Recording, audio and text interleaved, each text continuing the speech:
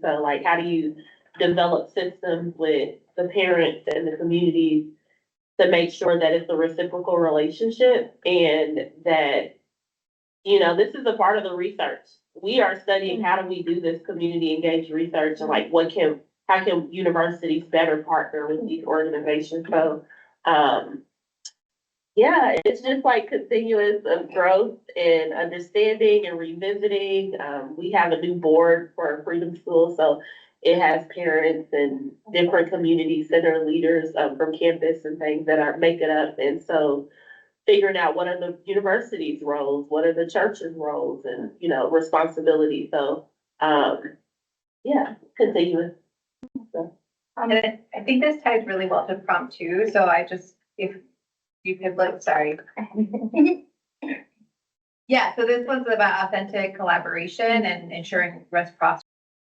So maybe we could talk about that as well. Yeah, I think that sometimes that disconnect between what the community needs, what you can offer, and what the institution's expectations are, can bring along new possibilities. And I think part of being community engaged is to take advantage of those new possibilities. So in our case, although the Rincon was definitely aimed at Latino families, sometimes our sessions would be attended by white English speaking children and their families who wanted to be exposed to Spanish. So we definitely saw another emerging need there. And we started also to collaborate with different people from the community, from the College of Ed, from different colleges around campus, and that brought along the opportunity to kind of bring in interdisciplinary approaches and interdisciplinary work, which opened up so many doors for us in terms of book selection and activity selection. So even though it didn't go as we kind of initially envisioned it, I think our flexibility and our resourcefulness and working with the community and hearing what they needed, really brought nice new possibilities that we hadn't even thought about. What's been said so far is making me remember this one instance. I was talking to one of my peers who was in my doctoral program. She was explaining this like open lunchbox kind of idea that a lot of times, as in academia research, we go and we collect all of this information, and that's it. Like it's just an open lunchbox. And so that really stuck to me because I'm like, oh yeah. And so when coming here and I made some community partners, I did have like an idea for a project and like, I do have a lot of this knowledge, but then we ran this project with them and co-created it with them.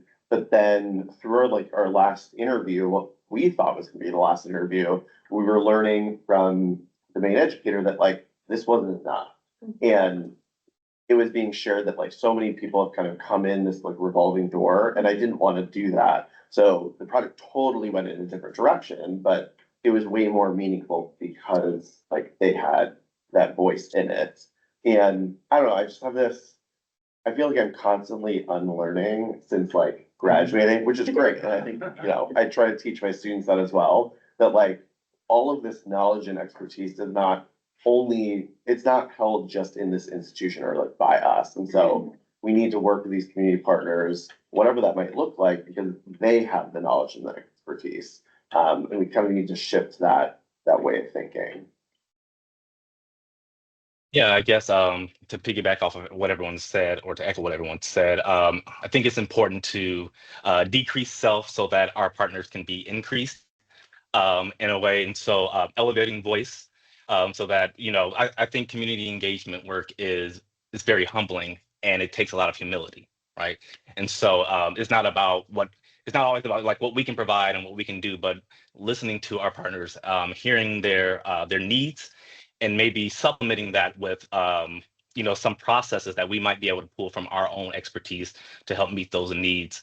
But then also making that research process accessible in a way that not only are they participating in it, but they're also learning how to do research on their own, students as well. And so when we're asking students questions, we also teach them how to ask similar questions and to think critically about their own experiences. So when they get to a point to where they can, be involved in community engagement work, whether it be through their own doctoral research or whatever, they're skillful.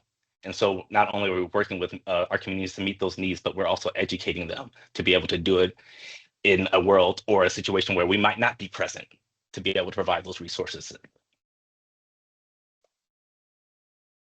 Also, I just realized that I have a big floating head over everyone, so I'm sorry that you all are staring at me. Look fine, it's not the same size, you're just.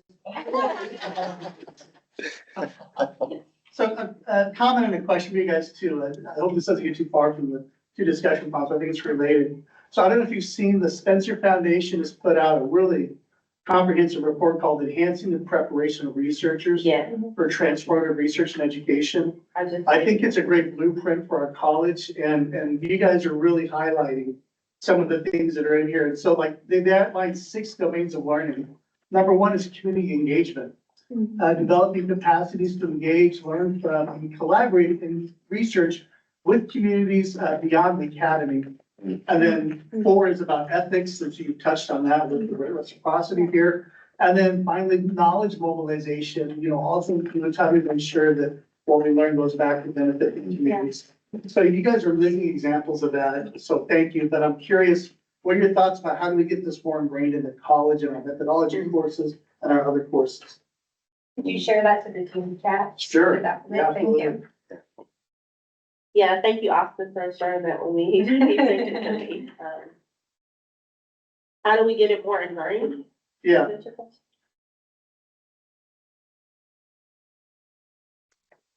or we already also this. No. So the first thing that's coming to my mind, so I taught a doctoral seminar for our special ed doc students last semester. And the topic was research, but I decided to focus on research dissemination. And so like other ways to get it out there besides just the traditional research manuscript that I personally think is really only just read by like the and not actually making an impact. And there were a lot of conversations that we had together. I think they did a lot of unlearning because they wanted, to get the numbers of publications, to be able to learn how to, like, is writing a practitioner paper or doing a YouTube video, like, count for anything? And so it was a lot of conversations of like, okay, I think we just have to shift what we're talking about. Like, we're trying to make a difference, and that's what they kept saying. But then if that is the case, then we have to be working with them and producing things that actually make that change. So I think for me personally, it kind of starts here in like how we're training like researchers.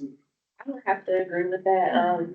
I'm teaching a small course, qualitative inquiry and literacy context, and I signed that brief that Wayne just mentioned to them. And I remember my first year here, Dr. Dobie, Nadine Dobie, she was over the diversity committee, and we had different community partners come and speak to us each month when we met. And I remember Dr. Shurman, I think she graduated from here, came, and I found a reading called How Should Researchers Act in the Context of Social Injustice? Reflections on the Role of the Researcher and Social Justice Leader. And she talks about that ivory tower and a lot of the things we've been talking about. But I think the way we train students, the way we publish, like everything that was mentioned, like Saran and others mentioned, like making sure that we delegate or share power with the communities we work with. They can be a part of the research, they can be a part of the publication. I do want to publish a piece alongside some of the parents in my program, because they have been telling me how, the way that Freedom School is set up, they wish that the regular school was set up that way, and the ways that they have leadership and autonomy in the program. And so I want to capture those things. So just making sure, I know I'm senior track, the scholarship of these things, I hear that a lot. So making sure that to some people it's reputable and then, you can show that data and the results and the impact. I think that's important. Sure. Brenda offered to contribute a reply as well to your question, Wayne. Brenda, would you like to join? Hi, everybody. Thank you for being here. I'm so sorry that I'm not there, but I sent the best rep that I could. So Daphne, thank you so much for being there. A couple of things, Wayne, because you mentioned the dispenser document, and so when I saw that, I was a little bit conflicted when they first released that, just because. With the Rincon, we actually submitted a Spencer a couple of years ago, and the comments were primarily positive about, how important it was, this work community, but they were really trying to push us to digitize what we were doing, and we hadn't even started. And so, again, there is this push sometimes, like when we think about community engagement, it's like some of these funders, they have very particular ideas in mind without really understanding the community. And so for us at the Rincon, starting with a digital aspect was not going to make sense because there was absolutely nothing. It was a desert, in the library space. And so when I see this document about how, community engagement and how we should be structuring opportunities for community participation, it's great. But at the same time, they felt like very gatekeeping as into what the community needs and wants. And so I took this document with a little bit of a grain of salt, and I'm hoping that we can submit now, now that we do have a little bit more of a digital component, perhaps then now they'll be like, okay, but again, but I think from a research standpoint and from an institutional standpoint and what can we do at the institutional level, I think one of the things that I would love to ask is for patience from our institutions, because community work takes time. It's not something that you come one day and all right, everything is great. It's little grains of rice that you're putting together, and it takes a lot of time. And sometimes I feel like there's this pressure about, we want to see the results, we want to see what you're doing, and it's just like, we're just building this up, we're just starting to get community trust, because that's the biggest thing. If we want our community engagement projects to take off, we need to create that trust, and as the speakers already mentioned, the last thing I think we all want for all of our programs is to come in, collect data, leave, and then, just use it as a stepping stone. And I think all of us are doing this because we see the need. We don't just want to come and fix things. We actually want to contribute. We want to be part of the community. And so I think sometimes there is a little bit of this, we see this disconnect between academia and community work, in which one becomes all about the product, the output, and the community part is about, really the engagement, the growing, the becoming part, and really creating a partnership that is meaningful. It's not just a data collection site. And so at least in the Rincon, again, it's taking time. We're getting there. We're trying to get now our pre-service teachers involved in this. How can we bring this into the class? How can we weave in those opportunities to come to the community and to volunteer at the community level by creating bilingual spaces, by normalizing bilingual spaces? But this is I guess our year 2.5, almost 3, and we're just being able to do that. So again, it's the baby steps. And so I think when it comes to what can we do from an institution level is, again, patience, funding. That one is very important always. We always need, and volunteers helping spreading the word too. Sometimes in order to get strong grassroots projects off the grounds, we need strong groups, and sometimes it's just us spreading the word. So I hope this answers a little bit. But thank you everybody for being there. Thank you, Daphne. That's just, I don't want to speak for or defend the Spencer Foundation, but I would just urge you not to be too discouraged. I mean, the bottom line is they triple, quadruple the number of submissions that they have in the past with the cuts of the federal government. and they simply can't fund everything. So I would encourage you to keep submitting. And especially as you continue to develop a program. But there should be no reflection whatsoever about the value of the work you're doing. I'd like to make a comment. I was really fortunate, and Sharon was in my cohort, to be in a PhD program that focused heavily on social justice and activism and ethical relationships within the community, and not really not assuming that we understand all the needs. But I did struggle as when I was a doc student, finding those collaborative programs outside of my own field. So, even having some place where you're saying, I have this amazing program, we are in need of this kind of collaboration. Do you have grad students where it's easily researched, easily searched, and because really, we all have elements of this within our programs, but it's how then do we pool it? And I know nobody has the resources to make it a college-wide, but even within like the, Sharon, did you have a comment? Yeah, I think that's a good point. And if I can speak to that a little bit, I think it's important for us to remember that we are highly skilled and knowledgeable individuals when it comes to education and educational processes. And I say that because I think community engagement could be a very effective strategy for responding to a lot of the challenges that we see in our field today. And so in thinking about how we can come together and maybe ingrain community engagement within the context of the college is thinking about how can we reclaim or redefine the educational attainment processes that are in many ways being dismantled. And so I think it's important to just to remember that we do have a skill set and to be able to think creatively and innovatively about how we can utilize that skill set through community engagement to, again, address some of the challenges that we're seeing in the world today. And so I thank you, or in society today. So thank you, Julie, for bringing that point up. If you start with the first step of breaking down the silo within the higher education system, within the College of Education, so we're talking, then there's more humility as we're going out into the community, because we are not, we do not know all of their things. Neither do we know, I mean, I can speak about policy and literacy, but I don't know literacy, but I can talk to you about policy. And so it's that whole understanding where our place is within this research. And then going into the community with humility and saying, okay, we need your help. How can we make this better? So I just want to add that really quick, because this also came up in the class that I taught. I think it's,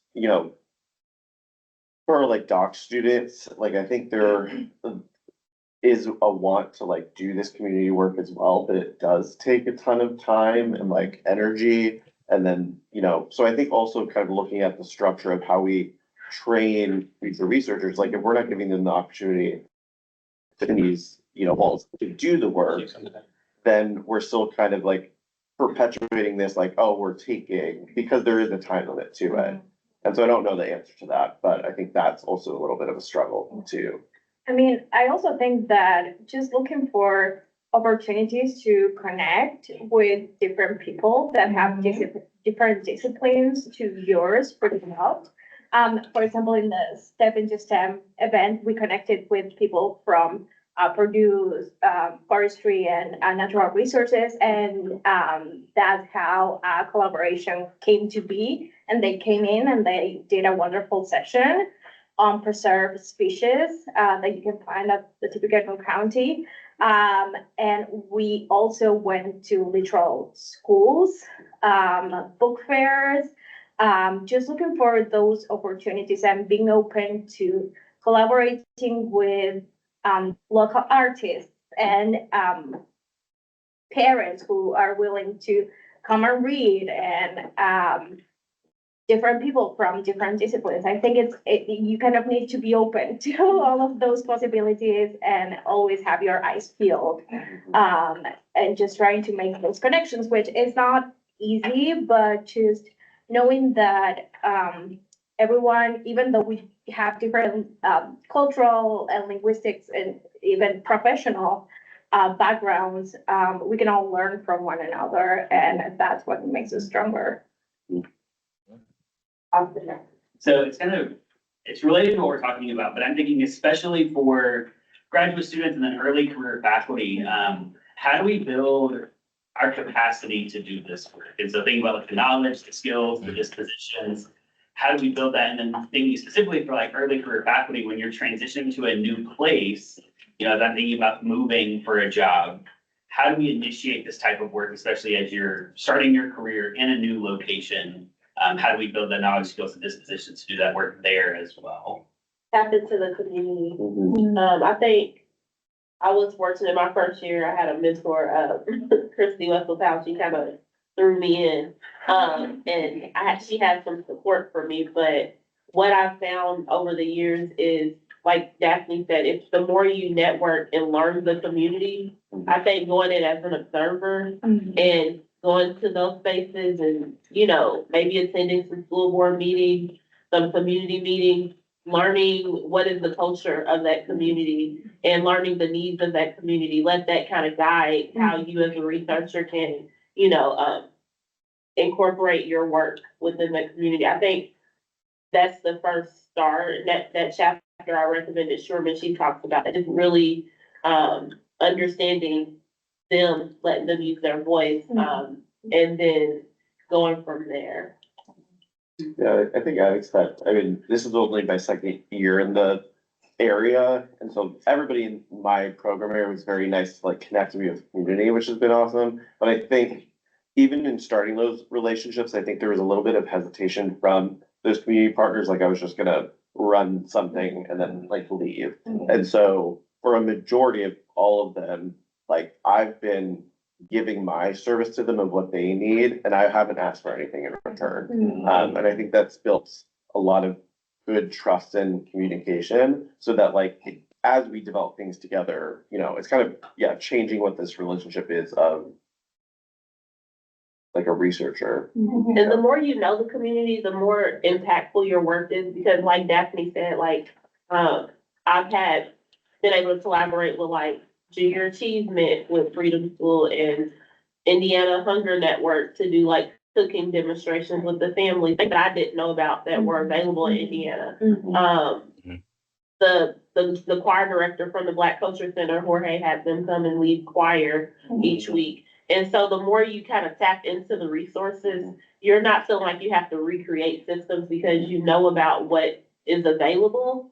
And it's just, stronger to say, oh, well, they have this program at the YWCA for supporting women for job interviews. They'll give you the Dress for Success program. Or, you're able to connect resources. So that's very helpful. Can I just add really quick before we get too far off? Just thinking about the questions and like the work it takes to launch this, and then back to Wayne's question about the systems, like how do we embed it?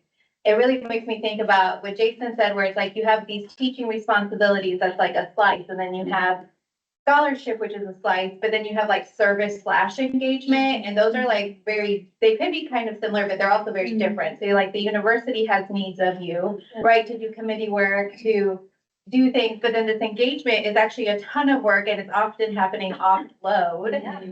So I don't know if there's a way to like help Have the students do some of the compensate research. that. Yeah, to like figure that out, because I think that is a big reason. I think us as a College of Education are probably highly impacted by it because we are not a school, so we are doing our work always out in the community. But that just makes me think like and even as a new faculty, this is gonna take years for you to develop the systems, and that's not very good for the timeline, right? So just something to think about. It started gradually. Yeah, it takes time for sure, but yeah, start with that. No, absolutely. Brenda had something to contribute as well. Okay, I will be quick because I think you all touched on a lot of the points that I was gonna make, and thank you, Juliana, actually for bringing that up, because that's kind of like where I was going. And Austin, thank you for posing this question, because it's very important, especially for like as you're starting, like as a early career researcher, and it's hard. And Daphne is there to really, I think, if there's anybody that you can ask, would be another grad student, about how some of the experiences that she's had. And so for me, it's very important that as a PI, that I am not just teaching, like data collection and this is how you analyze data, but actually I try to incorporate her in as many decisions as possible. It's like, because again, she's helping me. It's not me telling her what to do and what not to do, but I want her to be part of those conversations. And so I come with ideas with her and we brainstorm. And so that way she sees kind of like the machinations behind this versus just coming into a project that is fully fleshed out and be like, okay, I just need to go collect data and I'll do the analyze. But no, to actually understand that community work is hard work. And I do give her the opportunity to initiate those conversations, to initiate those partnerships, and then we can talk about it. And so I think it's important for me that she understands that, again, like I mentioned earlier, it's a work of patience, it's a work of love, it's a work of like, sometimes I joke around and I say like, oh, this is a 2-woman show, because it really is. It is, the two of us, and somehow, she manages to make, amazing things with this. But I also know that wherever she ends up going, after her program, that she'll be able to know like, okay, this is going to be hard, but this is kind of, I start building those relationships, because again, we didn't know the community either. We both, came in, we started and we're like, okay, Indiana, and we come from very different places. And so you're asking the great question, you're asking the right question. And it's kind of like, how can you leverage those skills that is not just the researcher skills, but also the community builder skills, because those sometimes they don't teach you. You just have to, it's a trial and error type of thing, and you have to adjust. So thank you, Austin, for the question. Thank you. Yeah, we are a model for you all. I think, okay, let's see what the next prompt is. Okay, so what lessons have you learned about working across differences, cultural, institutional, or disciplinary? And I think some of you have brought this up before. And are there barriers that you routinely encounter when aligning campus priorities with the community needs? And I have a question about this. That's why I put it in there. But like, as I'm doing my work, I really struggle with like, because I know this is something I'm gonna disseminate, like I want to share it, it's good for us all. But when do I, like, how do I involve the IRB when I don't even know what the plan is? But I know, so do I do it like, I've already collected this data, now I'm gonna share the data, or do I need to get them involved from the beginning with like, I have no idea what's gonna happen? I'm a member of IRB, you absolutely have to involve them before you collect. Or I'm like, yeah. But then like, what do you call it? Like, what is it that I am submitting to you when I'm like, I have no idea what's happening? Well, you should know what's happening if you're. But you don't, you're going along the lines, oh, at that point, yeah. So I can start the relationship. Is that what you're saying? Like, I can go ahead and start the relationship with this agency, and then once we determine what the needs are, then I can propose something. But then I have to wait 4 months. Like, I think those are limitations. It don't take 4 months to review protocols. But I mean, it takes longer than like the community might not have. It took my Freedom School when I submitted it when I came to Purdue in September. They didn't approve it till April. So I And they think kept it's a changing the limitation. feedback. Wayne, I talked to him about that. So it can take that long. Especially when you're dealing With children. with children, yes. and Well, they- children are different. Children are very different. Yeah. And many of us in the college, I mean, I feel like, Yeah. my first. Yeah, if you're doing stuff outside the regular scope, yes. Yes. Even now, I mean, we have one that's relatively benign, and it's not going to the board, it's just the analyst. Yeah, you should tell me this stuff. Yeah. I can pull it up and perhaps. Yeah, we had a whole meeting. We finally just said, can we meet with you all? Because we're going back and forth. Oh, you had that too? We also had a meeting, me, Dr. Termination, 2 members of IRB. Honestly, they just wanted a little bit more information about the project and how we were going to collect data, how we were going to protect, since we're working with children and vulnerable populations, which are very valid concerns, how we were going to protect their identities and stuff like that. But I think they were very responsive, and they just wanted more information. They wanted to have all the elements, so they could approach Yeah, it. there are a lot of federal guidelines to all of it. Yeah, for sure. But I mean, they were very open to hear what we had to say and hear our design. So definitely, if you have the chance to meet with IRB people that work for IRB, that definitely can help speed things up. That's a comment for you. Go ahead. No, I'm sorry. We have a recommendation from the chat to go to the IRB weekly office hours. Mhm. It's very helpful. Schedule a meeting with your reviewer too. Yeah, even in this ideation stage, Yeah, Absolutely. it's very helpful for me, it has been. Yeah, put a face to the protocol. Yeah, definitely, for sure. So that was the only one, that's one that weighs heavily on my mind. So what are some differences, cultural, institutional, or things that have come up in your experiences? I think definitely, and I think Dr. Sarmiento talked about this, having different expectations and different timelines.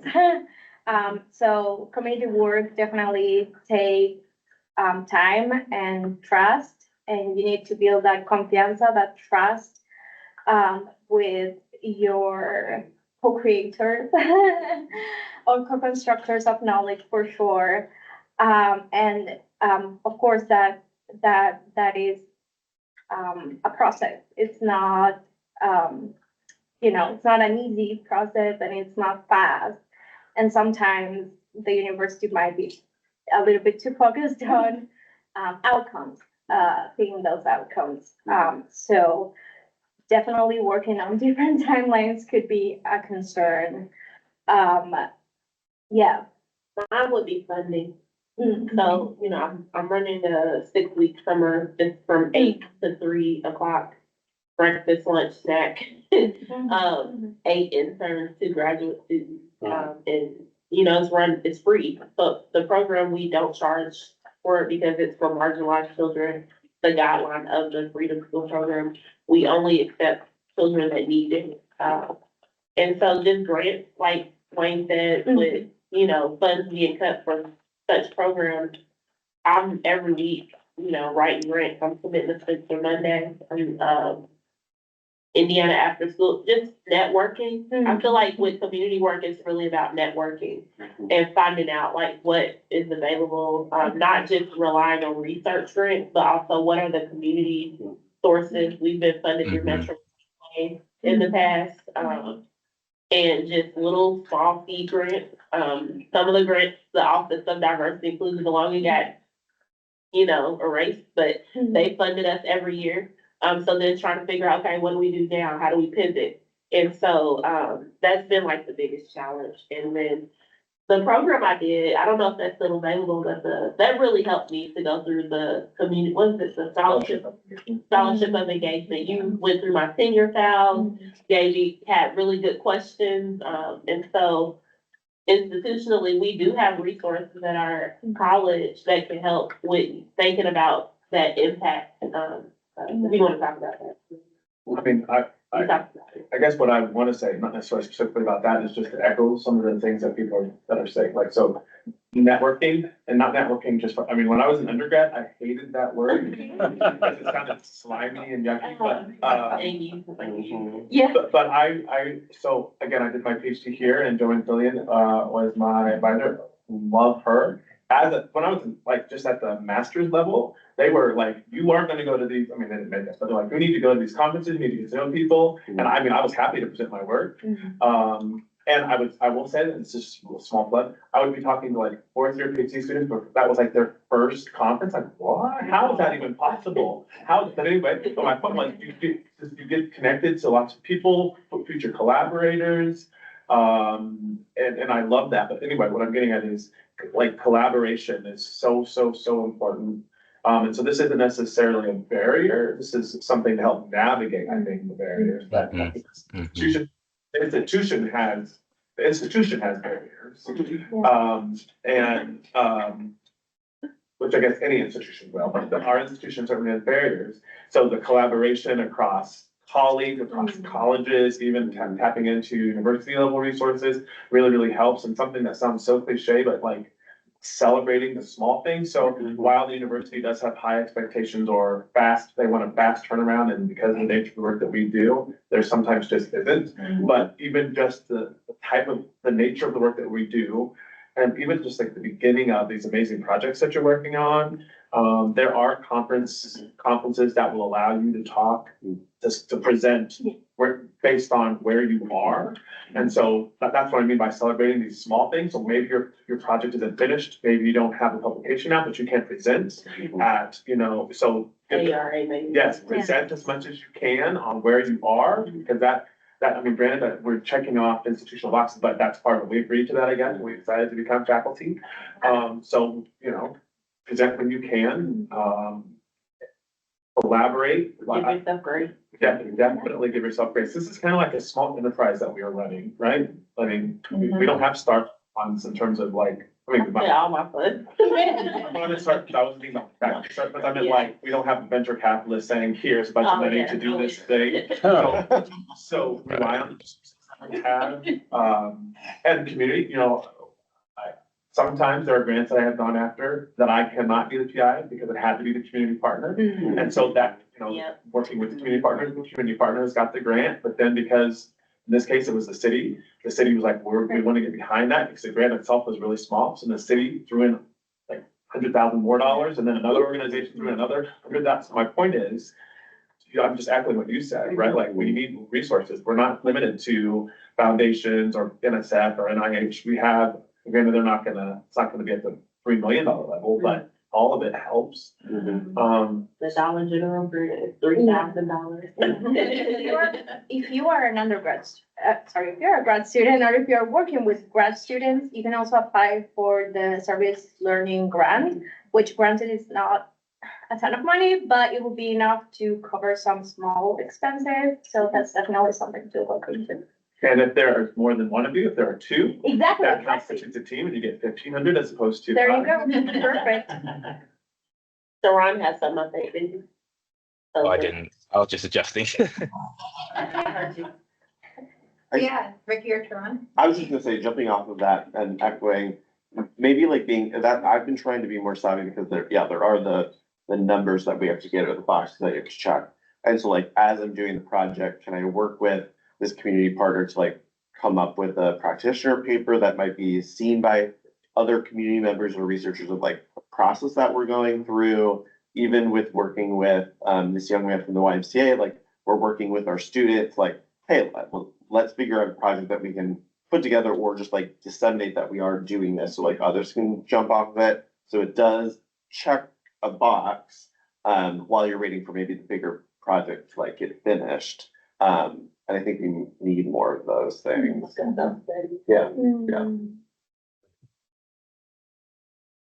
Yeah, I guess just to add to that, speaking to the point where, on financial resources not being always available for the projects and services that we want to provide, collaboration is, very important, and using those community resources and explaining to those entities within the community, whether they be, other community-based organizations or a nearby manufacturing plant that could provide some kind of resources to the programs, going into those offices and meeting with those people, with our community partners, and explaining to them the value of their investment in our programs, and also highlighting, look, we are investing in the community, we're developing community, we're developing people who will potentially work with you, work for you, we're building up the community through these programs. And so trying to, again, meet the need even in the absence of those financial resources by pulling from the resources that are already within those communities. And I tell Austin this when he's on the job market, we're not used to this, but and Wayne tells me this, he was my old mentor. But learning how to market yourself and really, like you said, celebrate everything. I'm using like LinkedIn and my social media, and just, I do so much, but a lot of people don't know about it. And so I know Barry's on the call, like he's a part of the Tip of the New Black Heritage Committee, like he's been helping to post a lot of the Black faculty's projects and things like that. But a lot of times people just are not aware of your program. I think I'm interviewing with the news on Monday about the program. So just trying to get more exposure, which is sometimes uncomfortable. But yeah. Yeah, that's a personal challenge for me as well. Don't really like marketing myself or anything like that.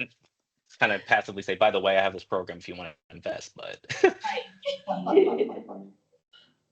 The Purdue for Life, I've been talking with them, trying to. Yeah, we train them how to do that. They don't teach us that in grad school. A lot of learning. And we're educators, so we're trained to be humble, right? Yes. right. I wanna, to that point, I don't know what this is gonna sound like, but I would encourage folks to go after different awards. And it feels weird for me to say that because once upon a time I was kind of anti-award, for various reasons. Yeah. But I decided once upon a time, like, okay, I want to do this because I think it will open up other doors for me and for my students. And that has been my experience is that, sometimes when you earn certain awards, then there's a lot of publication done on your behalf. Then people reach out to you that you don't even know, asking you to collaborate. And so not for the sake of the award itself, but because of what it can do for you, your research and your students, I just encourage people to go after awards. I know that sounds, maybe it sounds extreme. Also helps your unit too. It does. And it's working within the system that exists. I think I have one more prompt. I guess like, your final words of encouragement, how can we collectively continue building a culture of engagement and impact, within our college, within the university? Collectively. Yeah, like how can we together?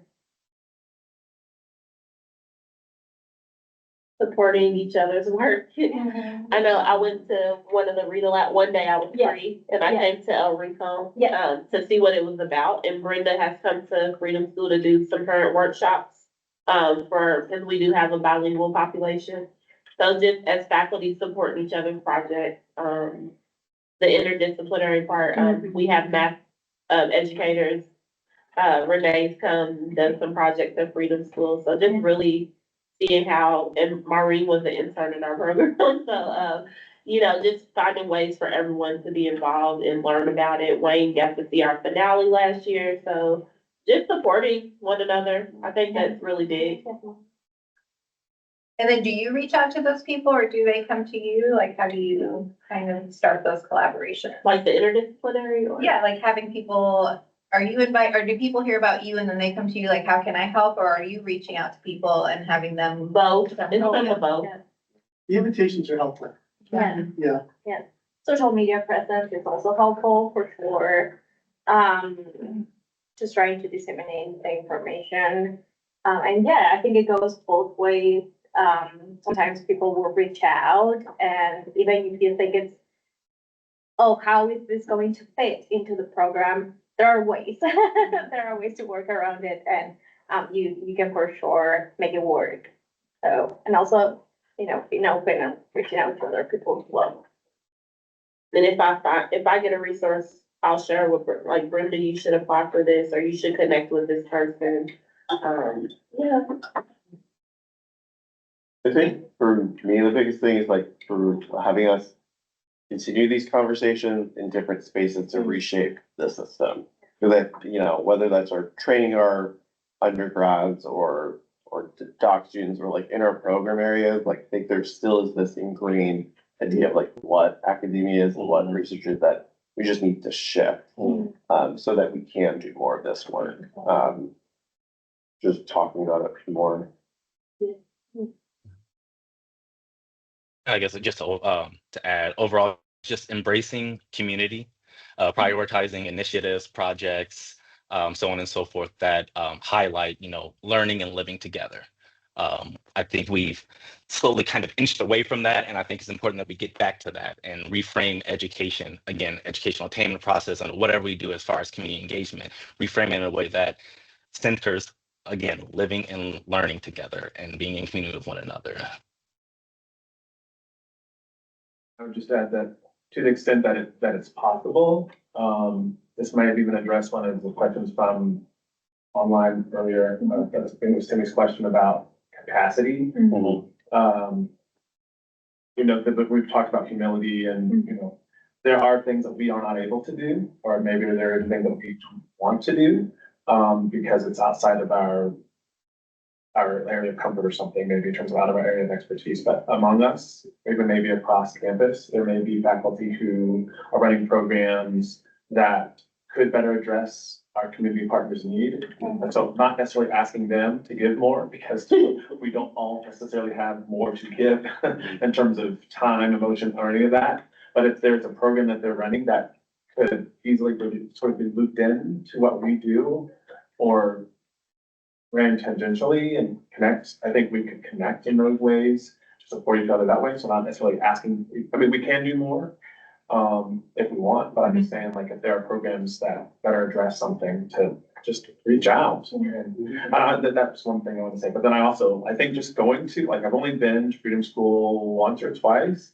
It's life-giving. So I mean, like, you get something out of, like, actually participating or in these other programs, right? So go check things out that people are doing.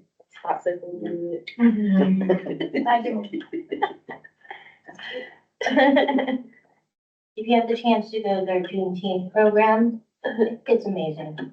Oh, You're my welcome. first time doing that. Oh, even my son sat through it, and he's skeptic. But I did want to say something about Bree, because it highlights everything that's happened in this talk. Last summer, Indiana State chose not to fund the, what are they called, Sun Meals or The summer, yeah. the summer We're having lunch to pay money. for it now. Well, and so, weeks before Freedom School was supposed to open, all of the funding for the food was gone. And so using all the, relationships Bree has gained over the last 3 years, she was able to patch together with her team, but still, I know it was mostly you, patch together breakfast, lunch, and snacks for 60 children for 6 weeks. And that's, if those relationships didn't exist already, and there wasn't already these collaborations in place, that wouldn't Yeah, we bought the lunches from Franciscan Healthcare, actually. It was, they did hot lunch every day. Our parents picked it up they rotated, they had a schedule. And it was $5,000 for 70 to 5 people staff, lunches for the summer. And then we did donations for breakfast and snack. And we get feedback from the students, and they say, you all can have better breakfast. We're talking Pop-Tarts. They don't care about what issues we have. Oh my gosh, we should do a fundraiser. We're doing a lot. I think that's really it. If you guys have any more questions, I think these are some great brains to pick. Yeah. I just have a comment as, piggybacking off of what you said, Dr. Ware, about campus partnerships. And I was over the Algebra 7th grade program. We were lacking in that mentors to fill our youth safety guidelines, because you're bound by these protocols by the university that if you have 10 kids, you gotta have one chaperone, and so we put an all call out to the College of Engineering, and I was just, amazed by the outpouring of undergrad and graduate students who went through the training to get youth safety, trained, and then went through our training and showed up multiple times to mentor students, and they were unpaid, because we had paid mentors, but they were showing up, and, they were part of like my interview protocol for my IRB. And one thing that I found from all the mentors, that they had this unique desire to give back to community. And I think there's so many students here at Purdue who want to be a part of that cycle of giving. And it's just a matter of, sending out an all call, and they show up. That's one thing I love about Purdue is, we do show up for each other. Yeah. I agree.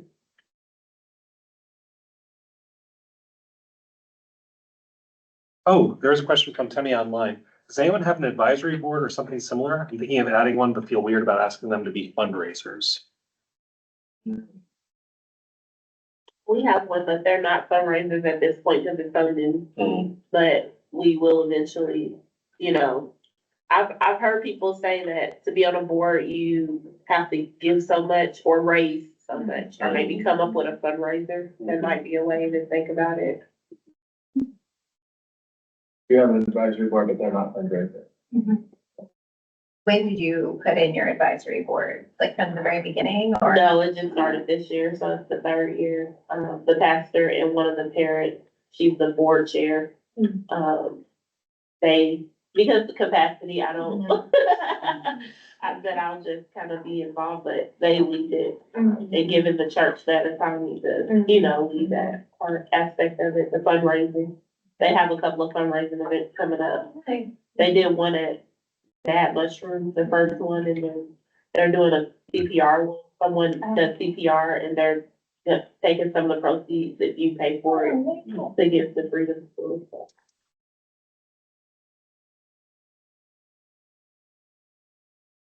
Do you have one advisory board, Jason, for all projects? Just for the track, the research generator. Yeah, not for novel. I have one for each of my project. You do? 30. 30 people? Oh, wow. Yeah, mine's more small, like. Oh, you mean the board? Yeah. Oh, no, sorry, no. That's my student, the researchers. How many? 4? Okay. We have about 8, no, 10.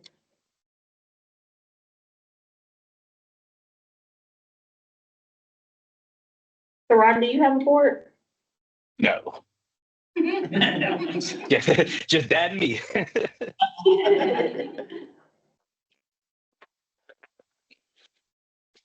Just additional thanks from online for all the insights. Yeah, thank you guys so much for participating and thank you guys for attending and having such a wonderful conversation with us. It's such great work that you guys are doing. So thank you for sharing it. Thank you. Please make a sandwich on your way.